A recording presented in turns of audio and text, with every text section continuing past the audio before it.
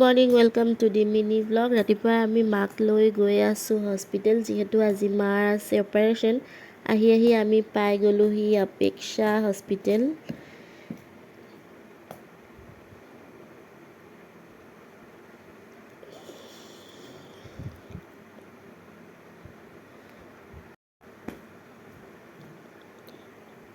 ইমান ধুনীয়াকৈ ফুলবিলাক থৈছে নহয়, দেখিয়ে ভাল লাগি গৈছে কিবা এটা।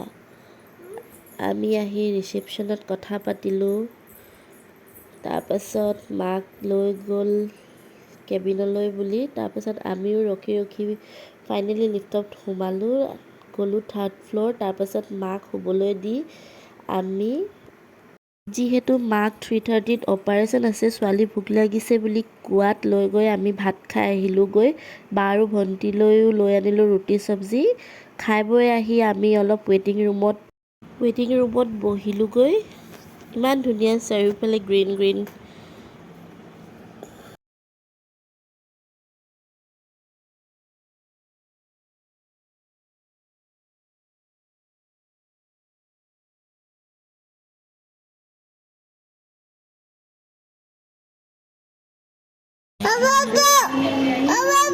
Hi guys, say hi. Hi guys. This is Baba. Hi guys. এইফালে মাক অতিলৈ নিবলৈ ৰেডি কৰা আছে, মাক ড্ৰেছ পিন্ধাই আছে। মাক দেখি বেয়াও লাগিছে, কি কৰিম, মাৰ আগত দুখ কৰিবও নোৱাৰোঁ, নহ'লে মাও দুখ কৰিব। এতিয়া মাক কেন্দুলা লগাই আছে।